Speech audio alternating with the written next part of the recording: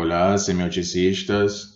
Hoje, dando continuidade, nós vamos fazer uma análise mais detalhada dos trechos ou fragmentos dos livros lidos no vídeo anterior e nós tomaremos em consideração a tipologia dos observadores proposta por Fontanille.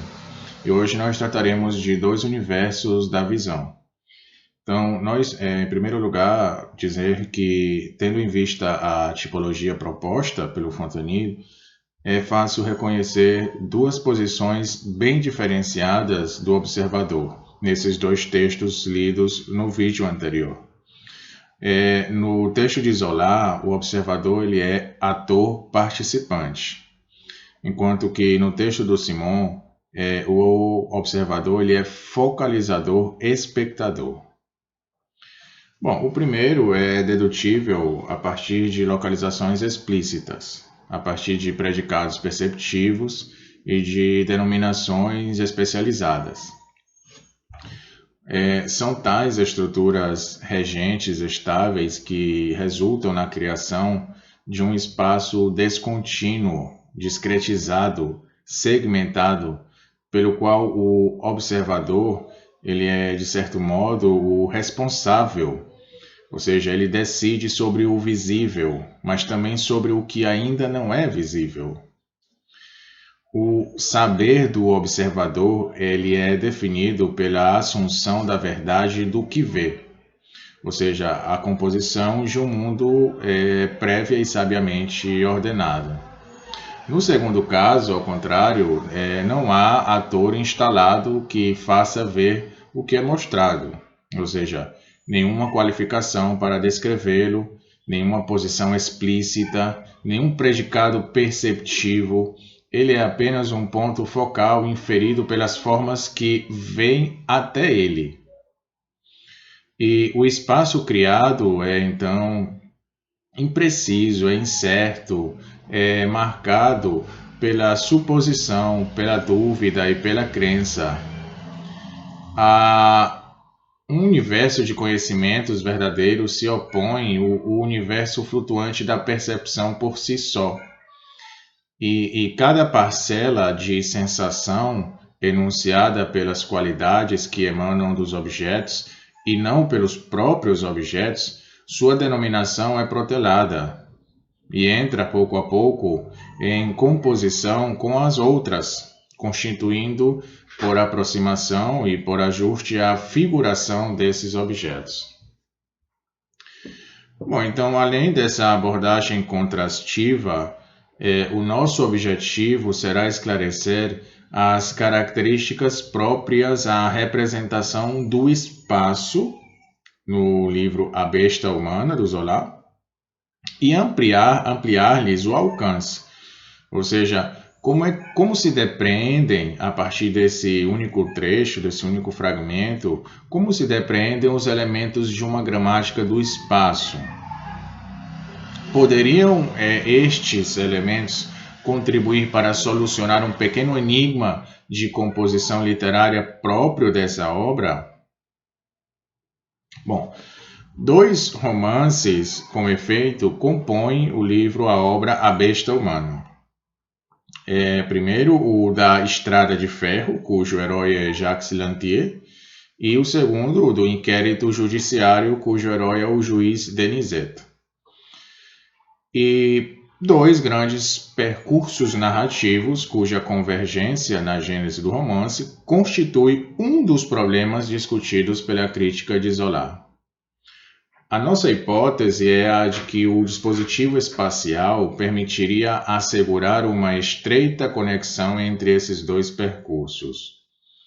Sobre o pano de fundo de uma linguagem espacial comum, estabelecia a ligação estrutural entre as formações do conhecimento sensível, que regula a representação figurativa, e as do conhecimento inteligível, que determina os valores cognitivos da certeza e da íntima convicção de um juiz.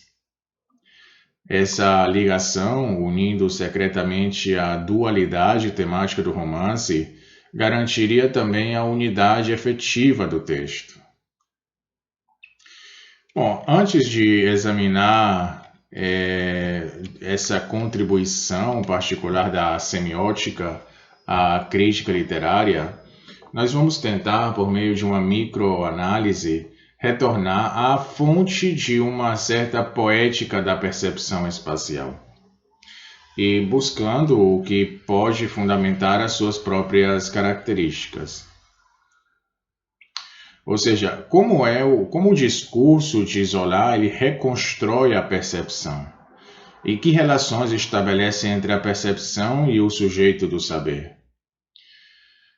Como o texto romanesco ele fixa uma certa esquematização cultural da percepção, um certo uso da visibilidade.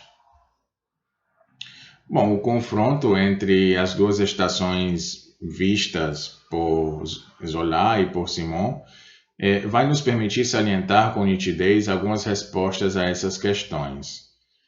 Tomando como ponto de partida a visão para chegarmos ao que o texto diz sobre a espacialidade, consideramos que a contribuição da literatura é, de certo modo, decisiva. Ou seja, ela entra até certo ponto na constituição da própria visão. Ela molda a nossa maneira de perceber. E, como diz Certeau, a literatura traça na língua o insensato da visão. Trata-se, portanto, de tentar compreender como o discurso modela uma certa ordem cultural da visão, como desenvolvendo o imperceptível da percepção. Ele a transforma em significação. O trabalho de Simon, contrastando vigorosamente com o de Zola, ele desse ponto de vista, ele é notável. Ele impõe uma espécie de ruptura nas formas de escritura solidamente estabelecidas pelo uso, provocando uma espécie de abalo sísmico no interior das figuras sensíveis que a tradição discursiva da percepção apresentava, isoláveis e unificadas como evidentemente nomeáveis.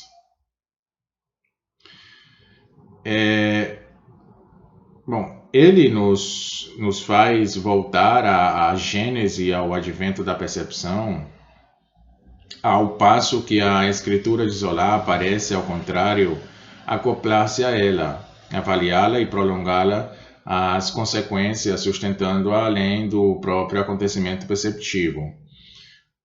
Nós nos encontramos, portanto, em presença de duas esquematizações distintas da percepção. Ora, em Zola, como veremos, é o desenvolvimento de seu modelo espacial que parece garantir, na obra A Besta Humana, a unificação dos dois discursos, os das vias férreas e as vias do saber. E a nossa análise ela concerne essencialmente ao papel da dimensão cognitiva e se apoia no papel do observador na construção perceptiva das duas estações. No caso, na obra de Zola, a percepção ela é inteiramente conduzida pelo saber comandado pelo ator participante. Já no segundo, na obra de Simon, ela é apreendida em sua textura voltada para o crer, que afunda e a que submete os seus arabescos à progressiva formação do saber. Trata-se de uma percepção refletida, assujeitada ao movimento de uma fé perceptiva, em palavras de Merleau-Ponty. Ou seja, é precisamente nesse espaço de irreflexão que a escritura observa uma pausa, tornando-o, por assim dizer, visível. E, por sua vez, em Zola, a construção parece ter o aval de uma inteligibilidade estabelecida previamente. Como escreve o estudioso Bernard Noël, que diz, o olho, quem é que não confia nele? Temos fé naquilo que vemos.